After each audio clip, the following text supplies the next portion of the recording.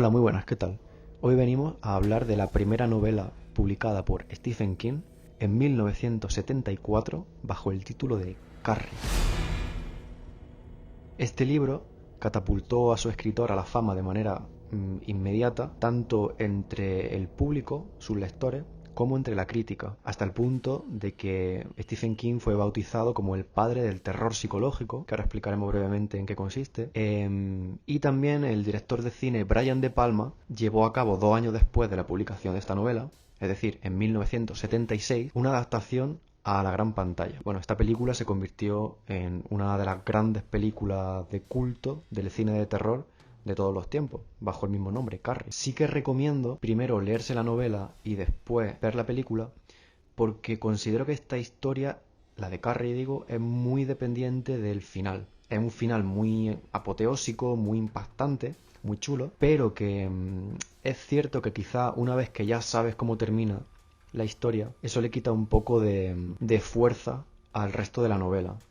Entonces, si primero te ves la película, pues en esas 2 horas ya te va a spoilear el final y quizá no te apetece tanto leerte la novela, aunque es cortita, son como 200 páginas, pero bueno, yo sí que lo he notado, que habiendo visto primero la película, en mi caso, luego como que no me interesaba tanto la novela simplemente porque ya sabía lo que iba a pasar. Y bueno, es interesante porque Carrie ya pone sobre la mesa unos temas y unos arquetipos de personajes que van a estar presentes en toda la obra de Stephen King, pero también en el resto de obras de otros autores de terror posteriores a esta. En concreto, estamos hablando de un protagonista adolescente que está transitando esa etapa intermedia entre la infancia y la adultez y que ya no es tan inocente como un niño, pero el adolescente tampoco tiene todavía los suficientes recursos de experiencia vital que le permitan enfrentarse de manera óptima, digamos, a la realidad. Es decir, un adolescente empieza a enfrentarse pues, a las contradicciones que hay en el mundo, a los problemas que surgen en las relaciones interpersonales, la injusticia de la sociedad, en fin, muchas problemáticas que un niño pues se le pasan completamente por alto y un adulto pues ya tiene la suficiente experiencia, como digo, como para saber pues hasta qué punto implicarse en cierta contradicción social o hasta qué punto es sano exigir ciertas cosas al mundo o esperar X cosas de la gente. Pero, sin embargo, el adolescente, como digo, todavía no tiene esa experiencia, entonces pues es una etapa bastante convulsa, de exigencias muy radicales y bueno, en definitiva el caldo de cultivo perfecto para una historia de miedo. Luego también tenemos una característica muy especial que es lo que le valió el título del padre del terror psicológico a Stephen King, que es que la historia de Carrie y otras tantas suyas están contadas en cierta manera desde el punto de vista del malo, porque podemos considerar, y aquí ya voy a hacer spoiler, o sea, voy a hablar del final de la novela y de la peli, o sea que si no quieres saberlo, no vea el vídeo. Pues bueno, Carrie se puede considerar como que es la mala, porque al final de la historia mata como a 100 niños, básicamente, 100 adolescentes. Y sin embargo, la historia está contada desde un punto de vista que nos hace empatizar con ella. No comprenderla, porque es verdad que claramente se le va la cabeza, pero al mismo tiempo nos hace pensar si a nosotros mismos, ¿no? Por lo menos a mí me ha hecho pensar, si a mí mismo en esa situación en la que Carrie está, no se me iría también la cabeza como ella. Entonces, en ese sentido, el terror psicológico se diferencia del terror clásico en que el terror más, pues eso, tradicional se basa un poco en que haya una figura terrorífica que te persigue, que te asusta, que te atormenta, un asesino en serie que va detrás de ti. Y sin embargo, el terror psicológico se centra un poco más en descubrirte que la vida cotidiana está llena de cosas terroríficas que pasamos por alto continuamente. Y que estos escenarios de infierno, de pesadilla, como los que ocurren en la novela de Carrie, están mucho más cerca de ocurrirte a ti, que lleva una vida cotidiana y normal, de lo que en primera instancia podrías creer. Entonces, en ese sentido, Stephen King es como que intenta quitar una sábana de encima de la realidad, de encima de la vida del día a día, para descubrirte pues las formas monstruosas que yacen bajo ella. Bueno, entrando ya un poco en materia, me parece que esta novela es muy interesante porque tengo por aquí, sí, aquí, como las notas un poco las conclusiones, la idea a las que he llegado, pero he tenido que reconstruir todo esto. O sea, quiero decir, realmente hay varias ideas muy fuertes, muy interesantes, muy profundas, que están en esta novela, pero Stephen King en ningún momento las dice explícitamente.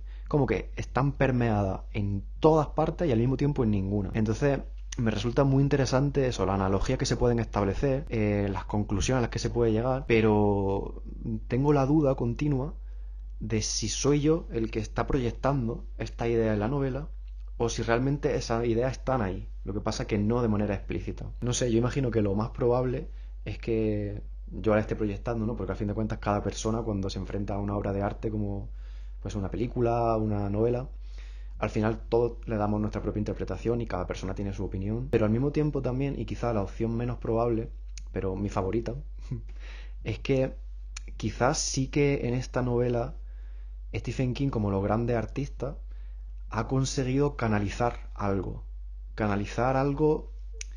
a lo que no le pone palabra explícitamente, algo que no te presenta a las claras, que no te argumenta de manera directa y frontal, sino algo que te transmite de manera intuitiva, de manera literaria, te lo sugiere, te sugiere una serie de ideas terroríficas y muy profundas que tú cuando estás empapándote de esta historia, realmente notas que te lo está transmitiendo, pero no podrías señalar exactamente qué es lo que te está transmitiendo. Entonces lo que he intentado, como digo, es pues, sacar alguna idea, ponerle etiqueta a cosas que veo por ahí, a ver si podemos arrojar un poco de luz en esta oscuridad que es Stephen King. Eso sí, con mucho respeto y mucho cuidado porque quizá no le sienta bien a estos fantasmas que los saquen a la palestra.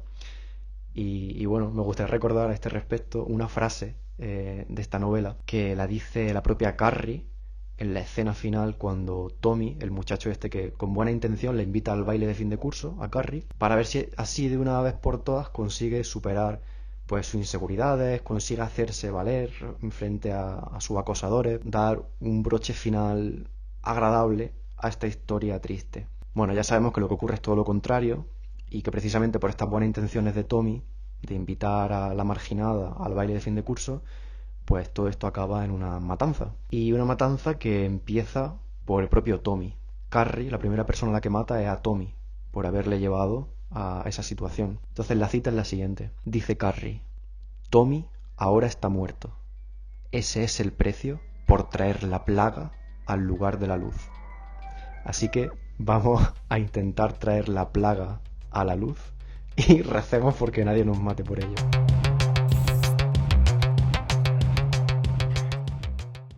Yo tengo por aquí como lo que considero que es la tesis principal de esta novela, pero antes me gustaría mencionar algo, un detalle, como una analogía que me parece muy interesante y es que realmente la historia de Carrie, digamos que es la historia de los school shooting, es decir, este fenómeno criminal, sobre todo estadounidense, en el que una víctima de bullying, de acoso escolar, como es Carrie, un mal día decide llevarse un arma de fuego al instituto y pues empezar a disparar contra sus agresores o contra quien se le ponga por delante. Esto lo hemos visto en bastantes ocasiones, quizá la más conocida, la matanza de Columbine, el instituto de Columbine. Y como digo, la historia de Carrie es literalmente es una historia de un tiroteo escolar, solamente que las armas de fuego y las balas son sustituidas aquí por poderes mentales, telequinéticos, que son los que Carrie utiliza para tomarse la venganza. Y esto no me di cuenta hasta hoy mismo, cuando estaba revisando los apuntes, y me pareció una analogía bastante clara, pero que al mismo tiempo no está manifiesta, ¿sabes? No está explícitamente dicha, como he mencionado. Y bueno, ya pasando con lo que considero yo que es la idea principal de esta novela, diría que se trata de eh, presentarnos qué es lo que ocurre cuando las personas perdemos nuestra identidad, cuando perdemos nuestra dignidad como humanos, cuando se nos deja de considerar personas y se nos pasa a considerar cosas. Para mí eso es lo que ocurre en Carrie, principalmente. Y ocurre en dos sentidos, o hay dos dos senderos por los cuales está ocurriendo esta despersonalización simultáneamente. Por un lado tenemos la despersonalización que ejercen todas las personas hacia Carrie, tanto su madre como los profesores como sus compañeros de clase, la tratan como si fuese un objeto. ¿Cómo? Y este sería el segundo sendero de despersonalización. La propia Carrie tampoco se trata a ella misma como a un ser humano.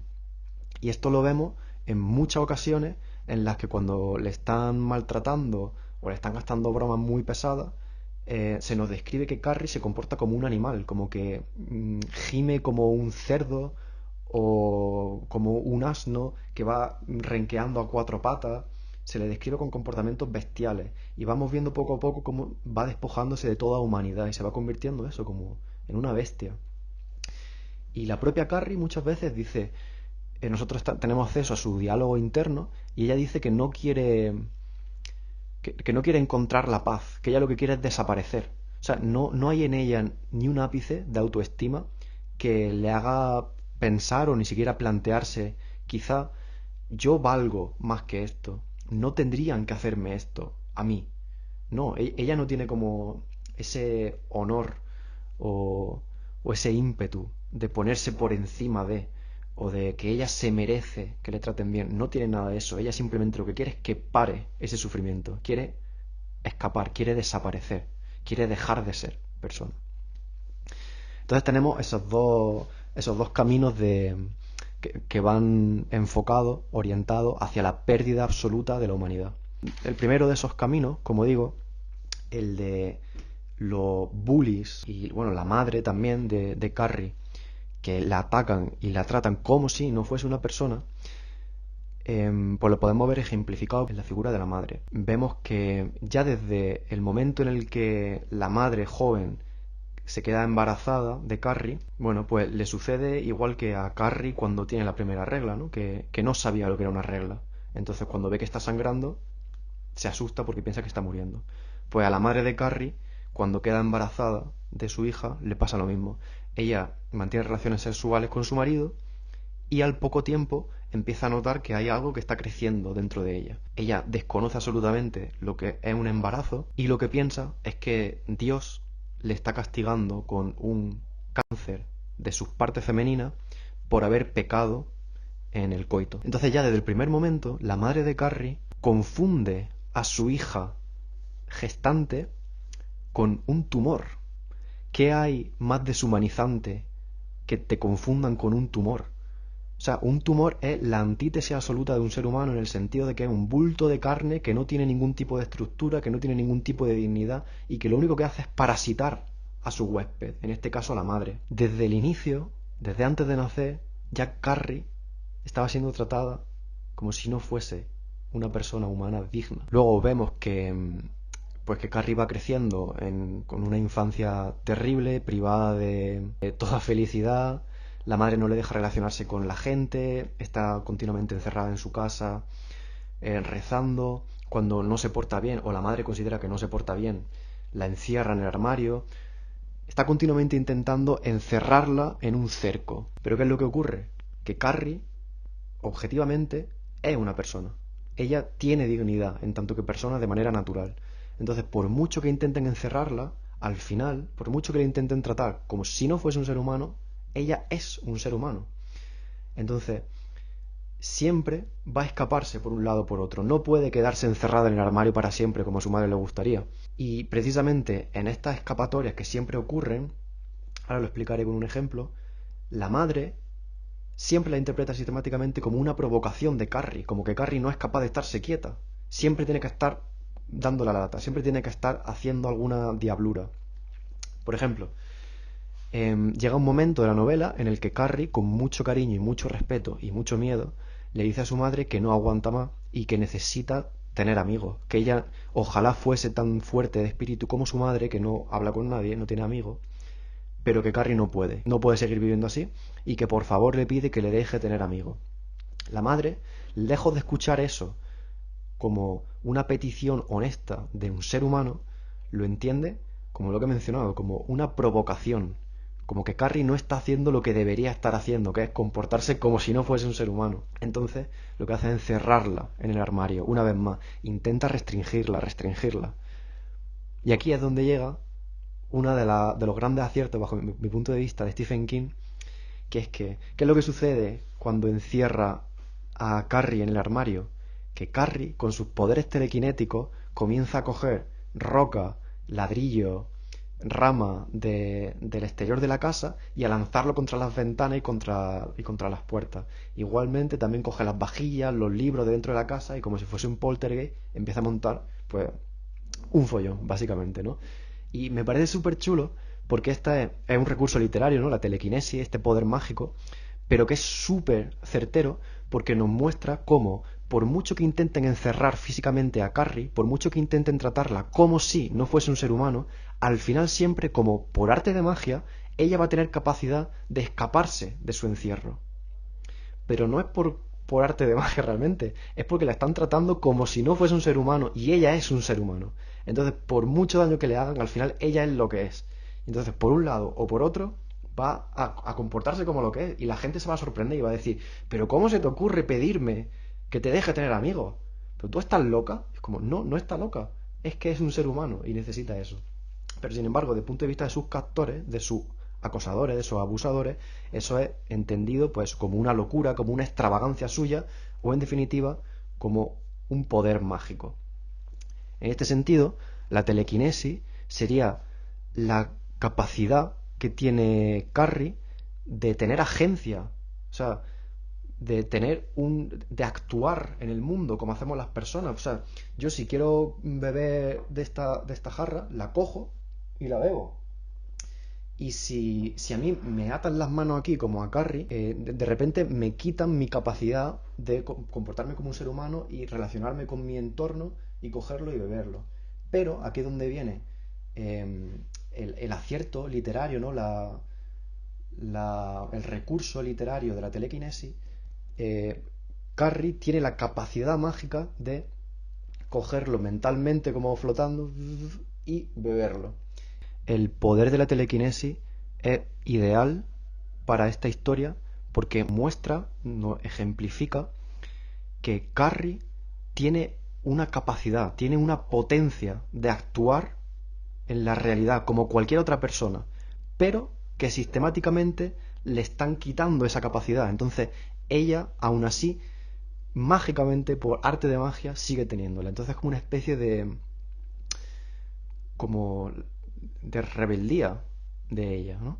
Y en ese sentido me parece bonito porque se puede interpretar como pues, un alegato en pro de la dignidad humana de Stephen King. Porque ya sabemos que en la vida real la telequinesis no existe y si a mí me atan las manos así, pues lo que sucede es que yo voy a dejar de poder coger el vaso de agua y beber. Sin embargo, Stephen King nos propone un mundo en el que, por muy atado, muy constreñido que tú estés, hay una posibilidad siempre, hay una posibilidad mágica de escapatoria que te da lo que tú te mereces, que te da la posibilidad de intervenir, de relacionarte con el mundo, incluso cuando te la están negando sistemáticamente. Entonces eso me parece chulo, me parece bonito. Y ya por encima de que me parezca bonito, es que me parece muy bien pensado. El tema de que sea telequinesis y no que lance rayos por los ojos o bolas de fuego o no, no, no, es telequinesis, la capacidad de relacionarse con el mundo incluso cuando ella no está presente, porque no le dejan estar presente. Y bueno, el segundo sendero de la deshumanización sería esta falta de autoestima de Carrie frente a sí misma. Creo que desemboca en la incapacidad de identificar las cosas. Quiero decir, cuando tú no dotas de dignidad a un feto, y aquí, o sea, no me voy a meter en posicionarme en el debate pro vida, pro aborto, ni de lejos, pero cuando tú no dotas de dignidad a un feto por los motivos que sean, de repente ya la diferencia que hay entre un feto y un tumor no está tan clara. Porque realmente si el feto para ti no es un humano, no tiene dignidad, no se merece ningún tipo de respeto, lo objetivamente es una amalgama de células vivas que está gestando, o en otras palabras, menos dignas quizás, que está parasitando a una madre, alimentándose de ella y creciendo en su interior. Entonces eso parece una relación parasitaria. Sin embargo, en el momento en que tú dotas de dignidad a ese parásito, deja de ser un parásito y se convierte en un hijo gestante. Entonces, este rol que juega la dignidad que decidimos o dejamos de decidir dotar a cierta persona o cierto elemento es algo diferenciador en la imagen que luego vamos a tener de ello. Y me parece que en toda la novela de Stephen King está muy presente esta idea de que en el momento en el que tú decides tratar al otro como si no fuese igual que tú, de repente se vuelve mucho más difícil respetarle e identificarle. Y en ese sentido, el devenir de la vida, el crecimiento, la vejez, la gestación, el amor, las relaciones, lo que es la gracia, la belleza de la vida, pasa a convertirse, cuando lo privamos de dignidad, en un desarrollo enfermizo, en el que las cosas se van sucediendo sin ninguna razón, sin orden aparente, y todo destinado a un único final, que es la muerte. Entonces, pues Stephen King se afana por mostrarnos un mundo en el que no hay dignidad, y la poca dignidad que hay se destruye en el transcurso de la novela, y nos muestra cuáles son las conclusiones de vivir así. Así que bueno, es una novela que he disfrutado, pero voy a tomarme ahora un descanso de Stephen King porque ya van dos novelas suyas seguidas. La primera fue la de Cuyo, que también tenéis un vídeo en el canal. Y nada, el próximo vídeo en solitario traeré otro tipo de novela, otro tipo de contenido. Así que eso, nos vemos en el próximo vídeo. Hasta luego.